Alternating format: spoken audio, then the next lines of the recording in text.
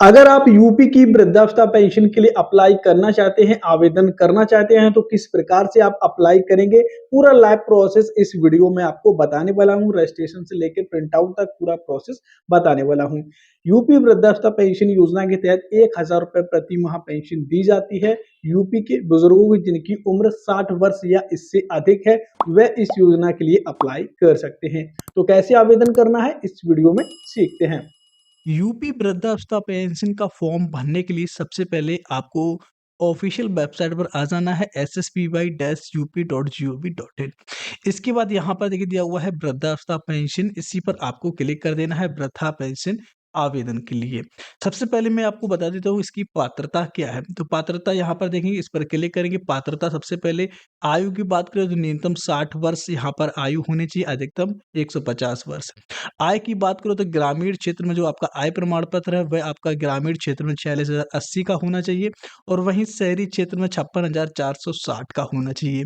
इससे आपका ज़्यादा नहीं होना चाहिए, अगर ज़्यादा होगा तो आपका फॉर्म कंप्लीट नहीं होगा। पेंशन की बात करो तो पेंशन यदि आवेदक अन्य कोई पेंशन योजना मिलती है तो इस योजना के लिए पात्र नहीं होगा, आपको एक ही पेंशन मिलेगी। मासिक अनुदान की बात करो तो आपको यहाँ पर 1000 रुपये प्रति माह पेंशन दी जाती है, यानी कि एक किस्त में आपको 3000 रुपये 3 महीनों में ये पैसा मिलता है। 3 महीनों को आपको 3000 रुपये की एक किस्त दी जाती है, सालाना 12,000 रुपये की सहायता दी जाती है। डॉक्यूमेंट्स की बात करो तो आवेदक के पास पासपोर्ट साइज फोटो होना चाहिए, आय प्रमाण पत्र होना चाहिए, बैंक पासबुक होना चाहिए, एक फोटो होना चाहिए। तो ये सारे डॉक्यूमेंट्स आपके पास होने चाहिए। आवेदन करने के लिए यहाँ पर ऑप्शन दिया हुआ है ऑनलाइन आवेदन करें, इसी पर आपको क्लिक कर देना है। जैसे ही आप इस पर क्लिक करेंगे, न्यू टैब में आपके सामने आवेदन फॉर्म खुल करके आ जाता है, समाज कल्याण विभाग द्वारा संचालित वृद्धावस्था पेंशन हेतु आवेदन। तो सबसे पहले आपको यहाँ पर व्यक्तिगत विवरण को फिल करना होगा। व्यक्तिगत विवरण में सबसे पहले आपको यहाँ पर अपने डिस्ट्रिक्ट का चयन कर लेना है। इसके बाद आपको यहाँ पर, अगर आप ग्रामीण क्षेत्र से निवासी निवासी हैं तो ग्रामीण को सिलेक्ट करेंगे।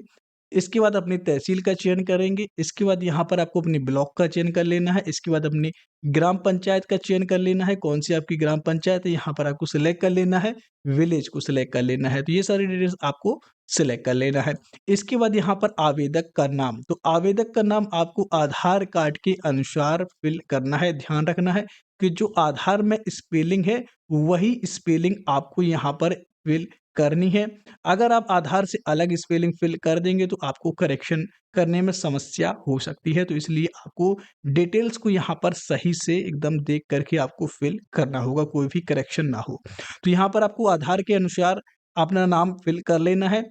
इसके बाद जेंडर आपको सेलेक्ट कर लेना है, मेल है फीमेल है। जन्म तिथि यहाँ पर आप कैलेंडर पर क्लिक करेंगे, यहाँ पर आपको जन्म तिथि को सिलेक्ट कर लेना है। यहाँ पर अपने अनुसार आपको यहाँ पर जन्म तिथि सिलेक्ट यहाँ पर इस तरीके से कर लेना है। इसके बाद पिता का नाम, इसके बाद श्रेणी ओबीसी एससी जनरल यहाँ पर आपको अपने अनुसार सिलेक्ट कर लेना है। इसके बाद यहाँ पर मोबाइल नंबर, मोबाइल नंबर को भी आपको ध्यानपूर्वक भरना है क्योंकि इसमें करेक्शन नहीं होगा और इसी से आपका फॉर्म लॉगिन होगा। अगर आप मोबाइल नंबर गलत डाल देते हैं तो आपको फॉर्म भरने में या स्टेटस चेक करने में समस्या हो सकती है। तो यहाँ पर आपको अपना मोबाइल नंबर फिल करना है, कन्फर्म मोबाइल नंबर, यानी कि दोबारा से मोबाइल नंबर फिल करना है। उसके बाद पूरा पता आपको यहाँ पर फिल कर लेना है, कंप्लीट एड्रेस। अब आपको यहाँ पर बैंक का विवरण, तो बैंक का नाम सबसे पहले सेलेक्ट कर लेना है। बैंक का नाम आपको यहाँ पर सिलेक्ट कर लेना है। इसके बाद शाखा आपको सिलेक्ट कर लेनी है। इसके बाद यहाँ पर अकाउंट नंबर, खाता नंबर आपको फिल करना है। अकाउंट नंबर आपको ध्यानपूर्वक भरना है।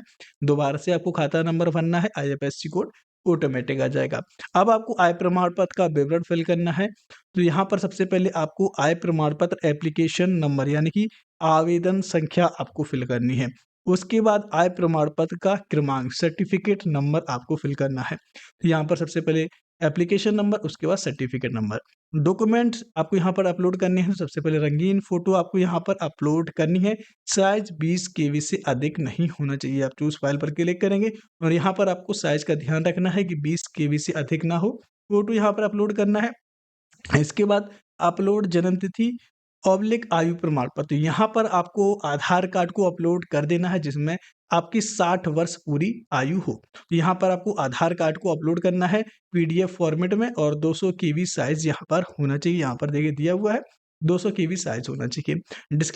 डिस्क्लेमर में आपको यहाँ पर इस चेक बॉक्स को क्लिक कर देना है।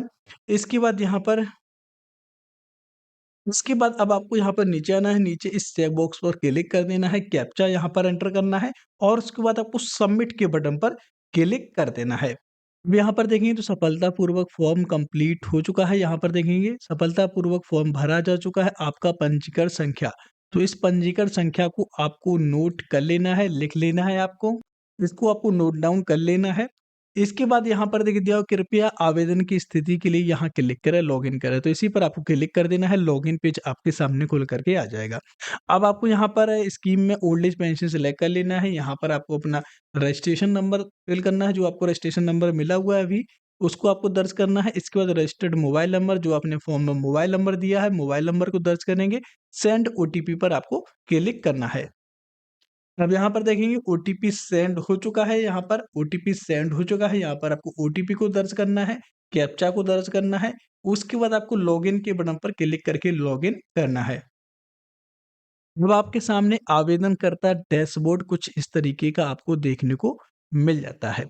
यहाँ पर देखेंगे तो फर्स्ट स्टेप कंप्लीट हो चुका है। अब आपको सेकंड स्टेप जो कि है application pending for final lock का, और थर्ड स्टेप आपका है आधार वेरिफिकेशन का। तो ये 2 स्टेप आपको अब कंप्लीट करने हैं। तो सेकंड स्टेप के लिए आपको यहाँ पर एडिट ऑब्लिक लॉक एप्लीकेशन, इस ऑप्शन पर आपको क्लिक कर देना है। अब आपको यहाँ पर चेक कर लेना है अपना एप्लीकेशन। इसके बाद यहाँ पर अगर आप कोई करेक्शन करना चाहते हैं तो अपडेट डिटेल के ऑप्शन पर क्लिक करेंगे, नहीं तो आपको यहाँ पर कैप्चा डाल करके फाइनल सबमिट के बटन पर क्लिक कर देना है। उसके बाद ओके के बटन पर क्लिक करेंगे तो फाइनल सबमिट यहाँ पर हो जाएगा। तो यहाँ पर देखिए सक्सेसफुली फाइनल सबमिटेड हो चुका है। ओके करते हैं तो यहाँ पर सेकंड स्टेप कंप्लीट हो चुका है। अब थर्ड स्टेप है यहाँ पर आधार ऑथेंटिकेशन का। यहाँ पर आपको ऑप्शन देखने को मिल जाता है आधार ऑथेंटिकेशन का, इसी पर आपको क्लिक कर देना है। तो आधार ऑथेंटिकेशन के लिए इस पर क्लिक करते हैं। अब आपको यहाँ पर आधार सत्यापन करना होगा, नाम यहाँ पर आधार कार्ड के अनुसार होना चाहिए।